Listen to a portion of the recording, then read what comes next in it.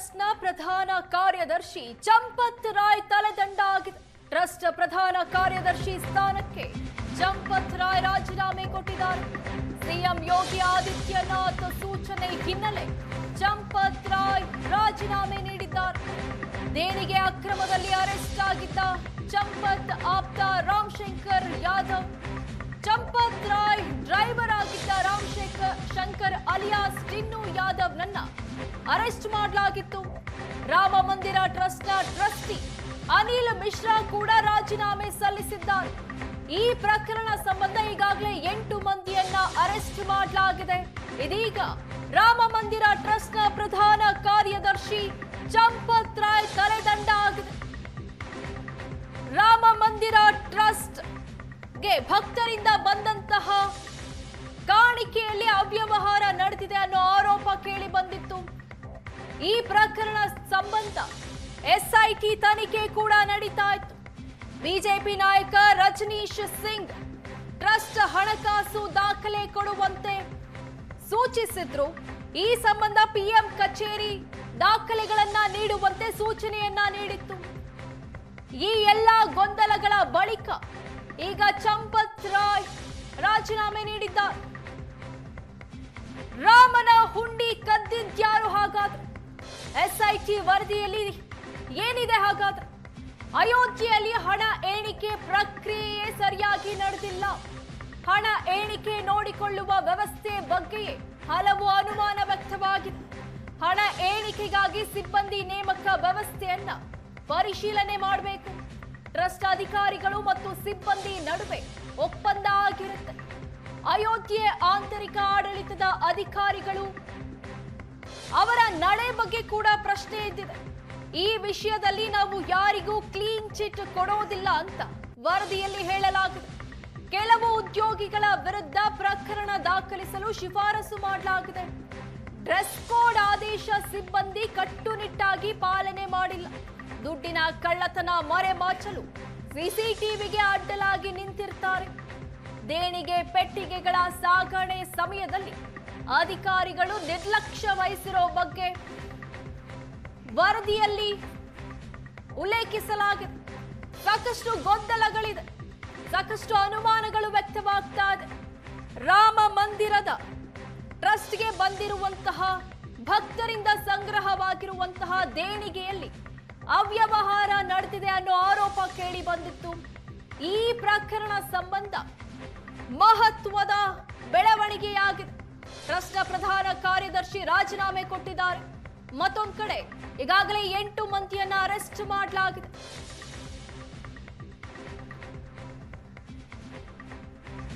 ಧರ್ಮ ವಿರೋಧಿ ಕೆಲಸ ಮಾಡೋರ ವಿರುದ್ಧ ಕಠಿಣ ಕ್ರಮ. ರಾಮ ಮಂದಿರ ದೇಣಿಗೆ ಕೇಸ್ನಲ್ಲಿ 8 ಬಂಧನ ಬಗ್ಗೆ ಪ್ರಕ್ರಿಯೆ ನೀಡಿದ್ದಾರೆ. ಜನರ ನಂಬಿಕೆಗೆ ಧಕ್ಕೆ ತರಬಾರದು ಅಂತ ಯೋಗಿ ಆದಿತ್ಯನಾಥ್ ತಿಳಿಸಿದ್ದಾರೆ. ಶ್ರೀರಾಮನ ಘನತೆಯನ್ನ ಎತ್ತಿ ಹಿಡಿಯಲು ಕಲಿಯಿರಿ. ಎಸ್ಐಟಿ ವರದಿ ಬಂದ ನಂತರ ಕ್ರಮ ಅಂತ ನಾನು ಹೇಳಿದ್ದೆ. ದೇಣಿಗೆ ಅಕ್ರಮದ ಬಗ್ಗೆ UP CM Yogi Adityanath react ಮಾಡಿದ್ದಾರೆ.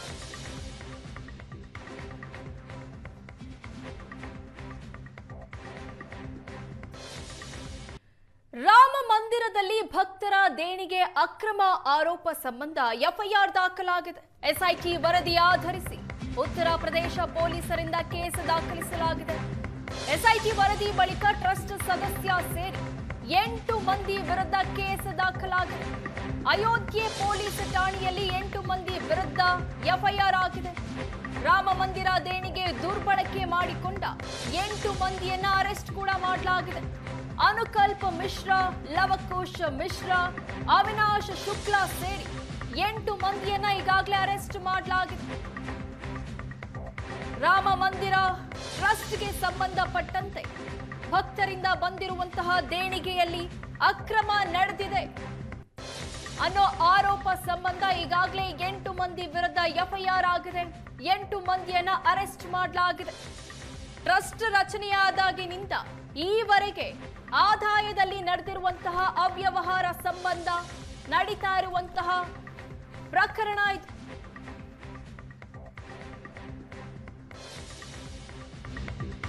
ಅಯೋಧ್ಯೆಯಲ್ಲಿ ಶ್ರೀರಾಮನ ದರ್ಶನವನ್ನ ಅರವಿಂದ ಕೇಜ್ರಿವಾಲ್ ಪಡೆದಿದ್ದಾರೆ. ಮಂದಿರ ಲೋಕಾರ್ಪಣೆ ನಂತರ 2ನೇ ಬಾರಿಗೆ ಅಯೋಧ್ಯೆಗೆ ಕೇಜ್ರಿವಾಲ್ ಬಂದಿದ್ದಾರೆ. ಶ್ರೀರಾಮನ ದರ್ಶನದ ನಂತರ ದೇಣಿಗೆ ಅಕ್ರಮದ ಬಗ್ಗೆ ಕೇಜ್ರಿವಾಲ್ ಮಾತನಾಡಿದ್ದಾರೆ. ಕೆಳ ಹಂತದ 8 ಕೆಲಸಗಾರರ ಮೇಲಷ್ಟೇ ಎಫ್ಐಆರ್ ದಾಖಲಾಗಿದೆ. ಅಕ್ರಮದಲ್ಲಿ ಭಾಗಿಯಾದ ನಿಜವಾದ ಅಪರಾಧಿಗಳನ್ನ ರಕ್ಷಿಸುವ ಕೆಲಸ ಆಗ್ತಾ ಇದೆ. ಅಯೋಧ್ಯೆಯಲ್ಲಿ ದೆಹಲಿ ಮಾಜಿ ಸಿಎಂ ಅರವಿಂದ್ ಕೇಜ್ರಿವಾಲ್ ಈ ಒಂದು ಆರೋಪವನ್ನ ಮಾಡಿದ್ದಾರೆ. ಬಗ್ಗೆ ಹೆಚ್ಚಿನ ಡೀಟೇಲ್ಸ್ ಕೊಡ್ತಾರೆ ನಮ್ಮ ಪ್ರತಿನಿಧಿ ಶಶಿಶೇಖರ್. ಶಶಿಶೇಖರ್, ಈ ಒಂದು ಪ್ರಕರಣಕ್ಕೆ ಮಹತ್ವದ ತಿರುವು ಅಂತಾನೆ ಹೇಳ್ಬೋದು. ವಿರೋಧ ಪಕ್ಷಗಳಿಗೆ ಸಿಕ್ಕಂತಹ ಒಂದು ಜಯ. ಈ ಒಂದು ಪ್ರಕರಣ ಮುಂದಿನ ಎಲೆಕ್ಷನ್ಗೂ ಕೂಡ ವಿರೋಧ ಪಕ್ಷಕ್ಕೆ ಲಾಭ ಅಂತಾನೂ ಹೇಳ್ಬೋದು.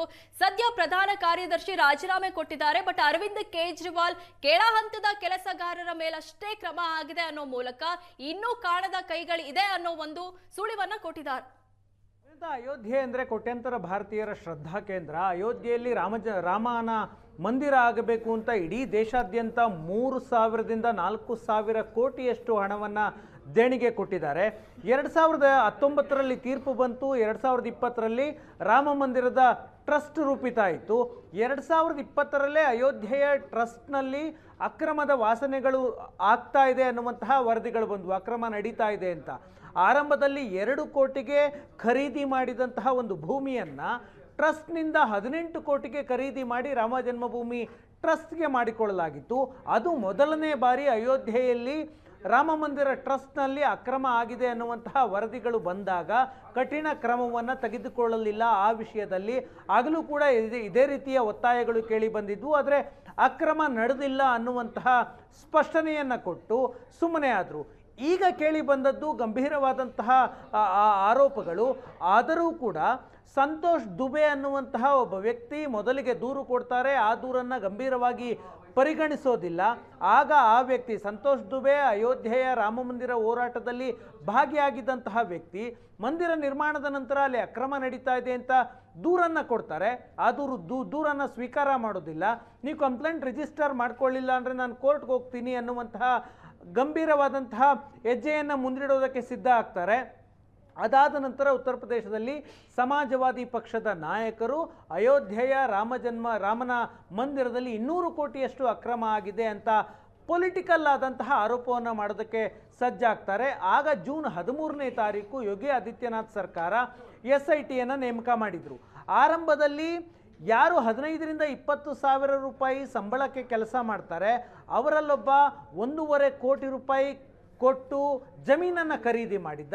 ಮತ್ತೊಬ್ಬ 40 ಲಕ್ಷ ರೂಪಾಯಿ ಕೊಟ್ಟು ಅಯೋಧ್ಯೆಯಲ್ಲಿ ಒಂದು ಫ್ಲಾಟನ್ನು ಖರೀದಿ ಮಾಡಿದ್ದ. 20,000 ರೂಪಾಯಿಗೆ ಕೆಲಸ ಮಾಡುವಂತಹ ನೌಕರರು 1.5 ಕೋಟಿಯಷ್ಟು ಜಮೀನನ್ನು 1.5 ಕೋಟಿ ರೂಪಾಯಿ ಮೌಲ್ಯದ ಜಮೀನನ್ನು ಖರೀದಿಸೋದಕ್ಕೆ ಹೇಗೆ ಸಾಧ್ಯ? 40 ಲಕ್ಷಕ್ಕೆ ಫ್ಲಾಟ್ ಖರೀದಿ ಮಾಡೋದಕ್ಕೆ 20,000 ದುಡಿಯುವ ವ್ಯಕ್ತಿಯಿಂದ ಹೇಗೆ ಸಾಧ್ಯ? ಹಾಗೆ ಅನುಮಾನ ಬಂದು SIT ಅವರು ತನಿಖೆ ಮಾಡೋದಕ್ಕೆ ಶುರು ಮಾಡಿದಾಗ ಒಬ್ಬ ನೌಕರನ ಮನೆ ಮೇಲೆ ದಾಳಿ ಮಾಡ್ತಾರೆ. ಆತನ ಮನೆಯಲ್ಲಿ 12 ಲಕ್ಷ ರೂಪಾಯಿ ಹಣ ಸಿಗುತ್ತೆ. ಹಾಗೆ ಜಮೀನಿನ ದಾಖಲೆಗಳು, ಫ್ಲಾಟ್ನ ದಾಖಲೆಗಳು ಸಿಗುತ್ತೆ. ಆಗ ಅನುಮಾನ ಬರುತ್ತೆ, ಅಯೋಧ್ಯೆಯ ರಾಮ ಜನ್ಮಭೂಮಿ ಟ್ರಸ್ಟ್ನಲ್ಲಿದ್ದಂತಹ ಟ್ರಸ್ಟಿ ಅನಿಲ್ ಮಿಶ್ರಾ ಅವರನ್ನು ವಿಚಾರಣೆಯನ್ನು ಮಾಡಲಾಗುತ್ತೆ. ಆಗ SITಗೆ ಗೊತ್ತಾಗುತ್ತೆ ನಿಜವಾಗ್ಲೂ ಇಲ್ಲೊಂದು ಅಕ್ರಮ ಆಗಿದೆ ಅಂತ. 7ರಿಂದ 8 ಕೋಟಿ ರೂಪಾಯಿಯಷ್ಟು ಭಕ್ತರು ಕೊಟ್ಟಂತಹ ದೇಣಿಗೆಯನ್ನು ಮಿಸ್ಯೂಸ್ ಮಾಡ್ಕೊಂಡಿದ್ದಾರೆ, ದುರುಪಯೋಗ ಮಾಡ್ಕೊಂಡಿದ್ದಾರೆ ಅನ್ನೋದು ಸ್ಪಷ್ಟ ಆಗುತ್ತೆ. SITಯ ರಿಪೋರ್ಟ್ ಬಂದ ನಂತರ ನಿನ್ನೆಯಷ್ಟೇ ಅಯೋಧ್ಯೆ ಪೊಲೀಸ್ ಠಾಣೆಯಲ್ಲಿ 8 ಜನರ ವಿರುದ್ಧ FIR ದಾಖಲಾಗಿತ್ತು. ಇವತ್ತು 8 ಆರೋಪಿಗಳನ್ನು ಅರೆಸ್ಟ್ ಮಾಡಲಾಗಿದೆ. ಕೇವಲ ಕೆಳಹಂತದ ನೌಕರರ ಮೇಲಷ್ಟೇ ಕ್ರಮವನ್ನು ತೆಗೆದುಕೊಳ್ಳಲಾಗ್ತಿದೆ ಎನ್ನುವಂತಹ ಆರೋಪ ಇದೆ. ಯಾಕಂದರೆ ಈ ಪ್ರಕರಣದಲ್ಲಿ ಅನಿಲ್ ಮಿಶ್ರಾ ಅಯೋಧ್ಯೆ ರಾಮ ಜನ್ಮಭೂಮಿಯ ಟ್ರಸ್ಟ್ನ ಸದಸ್ಯ, ಟ್ರಸ್ಟಿ, ಅವರ ವಿರುದ್ಧ ಕ್ರಮ ಆಗಬೇಕು. ಜೊತೆಗೆ ಚಂಪತ್ ರಾಯ್ ಇವತ್ತು ರಾಜೀನಾಮೆಯನ್ನು ಪಡೆದುಕೊಂಡಿದ್ದಾರೆ. ಮುಖ್ಯಮಂತ್ರಿ ಯೋಗಿ ಆದಿತ್ಯನಾಥ್ ಅವರೇ ರಾಜೀನಾಮೆ ಕೊಡಬೇಕು ಅನ್ನುವಂತಹ ಸೂಚನೆಯ ಕೊಟ್ಟ ನಂತರ ಚಂಪತ್ ರಾಯ್ ಅವರ ರಾಜೀನಾಮೆ ಆಗಿದೆ. ಚಂಪತ್ ರಾಯ್ ಅವರ ಡ್ರೈವರ್ ಕೆಲಸ ಮಾಡ್ತಿದ್ದಂತಹ ಟಿನ್ನು ಯಾದವ್ ಈ ಪ್ರಕರಣದಲ್ಲಿ ಪ್ರಮುಖ ಆರೋಪಿ. ಟಿನ್ನು ಯಾದವ್ ಈ 7ರಿಂದ 8 ಕೋಟಿಯ ಅಕ್ರಮದಲ್ಲಿ ಭಾಗಿಯಾಗಿದ್ದಾರೆ ಅನ್ನೋದು ಗೊತ್ತಾದ ಮೇಲೂ ಕೂಡ ಚಂಪತ್ ರಾಯ್ ವಿರುದ್ಧ ಒಂದು ಕ್ರಿಮಿನಲ್ ತನಿಖೆ ಆಗೋದಿಲ್ಲ ಅಂತಂದರೆ ದೊಡ್ಡವರನ್ನು ರಕ್ಷಣೆ ಮಾಡಿ ಕೆಳಹಂತದ ಕಾರ್ಮಿಕರ ವಿರುದ್ಧ ಕ್ರಮ ತೆಗೆದುಕೊಳ್ಳುವ ಕೆಲಸ ಆಗುತ್ತೆ ಅಂತ ಕೇಜ್ರಿವಾಲ್ ಮತ್ತು ಸಮಾಜವಾದಿ ಪಕ್ಷದ ನಾಯಕರು ಕೂಡ ಆರೋಪ ಮಾಡ್ತಾ ಇದ್ದಾರೆ. ಒಟ್ಟಾರೆ ಈ ಅಕ್ರಮ ನಡೆದದ್ದು ಹೇಗೆ? ರಾಮ ಜನ್ಮಭೂಮಿಗೆ ಬರುವಂತಹ ದೇಣಿ, ರಾಮನ ಮಂದಿರಕ್ಕೆ ಬರುವಂತಹ ದೇಣಿಗೆಯನ್ನು ಸಂಗ್ರಹ ಮಾಡಿ ಅದನ್ನು SBI ಬ್ಯಾಂಕ್ನಲ್ಲಿ ಡಿಪಾಸಿಟ್ ಮಾಡಬೇಕು. ಇಡೀ ಜವಾಬ್ದಾರಿಯನ್ನು SBI ಬ್ಯಾಂಕ್ ನಿರ್ವಹಣೆ ಮಾಡುತ್ತೆ. ಆದರೆ ಬಂದಂತಹ ಹಣವನ್ನು ಎಣಿಕೆ ಮಾಡಿ SBI ಬ್ಯಾಂಕಿಗೆ ಡಿಪಾಸಿಟ್ ಮಾಡೋದಕ್ಕೆ ಒಂದು ಪ್ರೈವೇಟ್ ಏಜೆನ್ಸಿಯನ್ನು ನೇಮಕ ಮಾಡಿಕೊಳ್ಳಲಾಗುತ್ತೆ. ಆ ಏಜೆನ್ಸಿಯನ್ನು ನೇರವಾಗಿ SBI ಬ್ಯಾಂಕ್ ನೇಮಕ ಮಾಡಿಕೊಂಡ್ರೂ ಕೂಡ ಟ್ರಸ್ಟ್ನ ಸದಸ್ಯರು ಹೇಳಿದಂತಹ ವ್ಯಕ್ತಿಗಳನ್ನು ಆ ಏಜೆನ್ಸಿಗೆ ನೇಮಕ ಮಾಡಿಕೊಳ್ಳಲಾಗುತ್ತೆ. ಸುಮಾರು 40 ಜನರ ತಂಡ ಈ ದೇಣಿಗೆಯನ್ನು ನಿರ್ವಹಣೆ ಮಾಡುವಂತಹ ಜವಾಬ್ದಾರಿಯನ್ನು ಹೊತ್ತಿರ್ತಾರೆ. ನಗದು ರೂಪದಲ್ಲಿ ಬಂದಂತಹ ದೇಣಿಗೆ ಮತ್ತು ಚಿನ್ನ ಮತ್ತು ಬೆಳ್ಳಿಯ ಆಭರಣಗಳನ್ನು ಇವರು ಎಣಿಕೆ ಮಾಡಿ ಆಭರಣಗಳನ್ನು ಸಂಗ್ರಹ ಮಾಡಿ ಆನಂತರ SBI ಬ್ಯಾಂಕಿಗೆ ಡಿಪಾಸಿಟ್ ಮಾಡಬೇಕಿತ್ತು.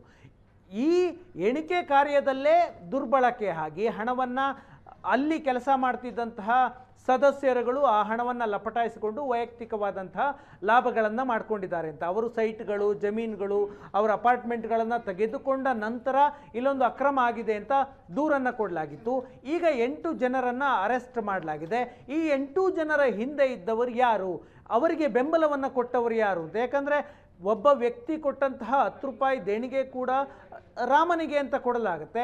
ಅಂತಹ ಹಣವನ್ನು ದುರುಪಯೋಗ ಮಾಡ್ಕೊಳ್ತಾರೆ. 15ರಿಂದ 20 ಸಾವಿರ ಸಂಬಳ ಬರುವಂತಹ ನೌಕರರು, ಅದು 7ರಿಂದ 8 ಕೋಟಿಯಷ್ಟು ಹಣ ದುರ್ಬಳಕೆ ಅಂತಂದರೆ ಆ ಟ್ರಸ್ಟ್ನಲ್ಲಿದ್ದ ಕೆಲವು ಹಿರಿಯರ ಬೆಂಬಲ ಇರುತ್ತೆ ಅಂತ. ಈಗ ಚಂಪತ್ ರಾಯ್ ಅವರ ಡ್ರೈವರೇ ಇದರಲ್ಲಿ ಭಾಗಿಯಾಗಿದ್ದಾನೆ, ಅವರ ಆಪ್ತ ಭಾಗಿಯಾಗಿದ್ದಾನೆ ಎಂದಾಗ ಚಂಪತ್ ರಾಯ್ ಅವರ ಮೇಲೆ ಸಹಜವಾಗಿ ಅನುಮಾನ ಬರುತ್ತೆ. ಚಂಪತ್ ರಾಯ್ ಮತ್ತು ಅನಿಲ್ ಮಿಶ್ರಾ ಇಬ್ಬರೂ ಕೂಡ ಅಯೋಧ್ಯೆಯ ಹೋರಾಟದಲ್ಲಿದ್ದಂತಹ ಇಬ್ಬರು ನಾಯಕರು. RSSನಲ್ಲಿ ತಮ್ಮದೇ ಆದಂತಹ ಪ್ರಭಾವವನ್ನು ಹೊಂದಿದ್ದಾರೆ. ಅವರ ವಿರುದ್ಧವೂ ತನಿಖೆಯಾಗಬೇಕು ಅನ್ನುವಂತಹ ಒತ್ತಾಯಗಳು ಕೇಳಿ ಬರ್ತಾ ಇದ್ದಾವೆ. ಯೋಗಿ ಆದಿತ್ಯನಾಥ್ ಇವತ್ತು ಮಾತನಾಡಿದ್ದಾರೆ. SIT ಮಾಡಿದ ದಿನದಲ್ಲೇ ನಾನು ಹೇಳಿದ್ದೆ, ಯಾರು ಧರ್ಮದ್ರೋಹದ ಕೆಲಸ ಮಾಡಿದ್ದಾರೆ, ಧರ್ಮದ ವಿರುದ್ಧ ಕೆಲಸ ಮಾಡಿದ್ದಾರೆ, ಅವರ ವಿರುದ್ಧ ಕ್ರಮವನ್ನು ತೆಗೆದುಕೊಳ್ತೀನಿ, ಇವಾಗ ತೆಗೆದುಕೊಂಡಿದ್ದೀವಿ ಅಂತ ಹೇಳ್ತಿದ್ದಾರೆ. ಆದರೆ ಕೆಳ ಹಂತದ ಕಾರ್ಮಿಕರ ಮೇಲೆ ಕ್ರಮ ಆಗಿದೆ. ಅವರ ಹಿಂದೆ ಯಾರಿದ್ರೂ ಅವರ ವಿರುದ್ಧವೂ ತನಿಖೆ ಆಗಬೇಕಿದೆ. ಅದನ್ನೇ ವಿರೋಧ ಪಕ್ಷಗಳು ಕೂಡ ಒತ್ತಾಯ ಮಾಡ್ತಾ ಇದ್ದಾವೆ. ವಿನುತಾ, ಥ್ಯಾಂಕ್ ಯು ಶಶಿಶೇಖರ್ ನಿಮ್ಮೆಲ್ಲ ಡೀಟೇಲ್ಸ್ಗೆ.